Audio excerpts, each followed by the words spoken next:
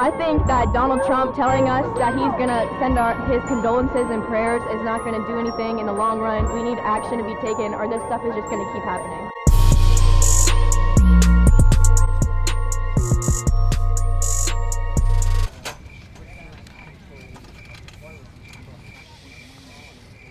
When I was reading about the Parkland shooting, I was like, oh my God, this could happen to me. I'm a high school student. You know, what is different? The only difference between Parkland and my high school is that it's in Florida and I'm in Maryland. You're 30 times more likely to drown or 50 times more likely to be killed by a drunk driver than encounter a school shooter. This is really important because Pulse is half a mile away from my high school, you know. I have friends who went to Stoneman Douglas and who have died there. Just because you knew someone who was killed, it doesn't make you an expert on certain policy. We're going to talk about banning assault rifles.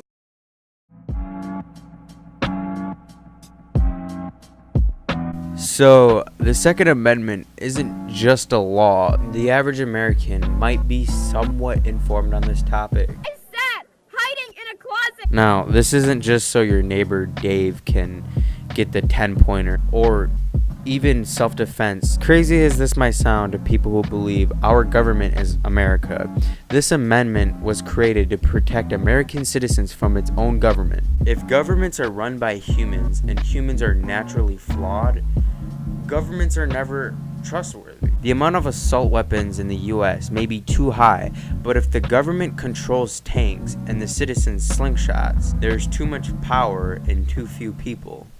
Now here's my question. What is your definition of a well-regulated militia? As stated in the Second Amendment, explain to me how an 18-year-old with a military rifle is well-regulated. A well-regulated militia meant a citizen of the United States of America who could operate and service their firearm. That was in the context of the time.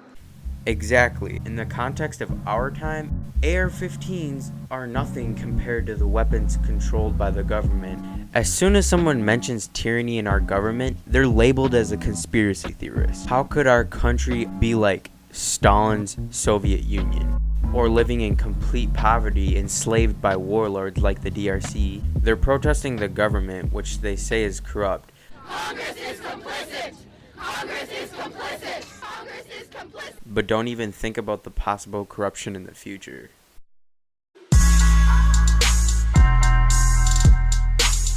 Banning guns will not eliminate death.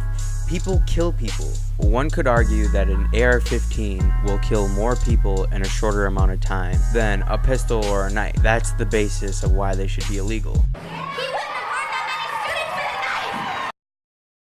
But the problem needs to be solved at the shooter, not the weapon, because of the thought of handguns versus tank. There were a total of 17,250 reported murder cases in the United States in 2016. Most of those weren't caused by assault weapons or mass shootings, but ignore that. 44,965 suicides in 2016, and suicides are not caused by assault weapons or mass shooting. That is 2.6 times the murder cases, not to mention the rest of the world. 40 million slaves worldwide, thousands of women deaths in honor killings. The point is, America has no morals and many problems, many that can never be solved by a government. The gun problem can be addressed, but not in light of taking away assault rifles.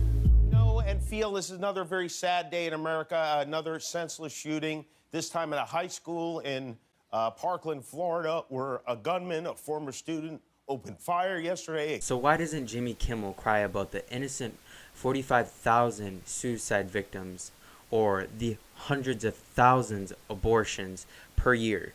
And here's what you do to fix that. Tell your buddies in Congress, tell Paul Ryan and Mitch McConnell and Marco Rubio, all the family men who care so much about their communities, that what we need are laws. Yeah, that's not how government works. Force these allegedly Christian men and women who stuff their pockets with money from the NRA year after year after year to do something. They don't pocket money for their personal use. Jimmy Kimmel pockets money for being the left's emotional propaganda puppet. People use bad information to criticize and blame others who disagree. They're not you know, respecting you enough that they would call you actors? Well, I've been acting since kindergarten. In Miss Blakely's production of The Rainbow People, I was the narrator. And since then, I've been lucky enough to be in Little Shop of Horrors, Fiddler on the Roof. And if you've seen those, you'd know I am not somebody that deserves any money for acting.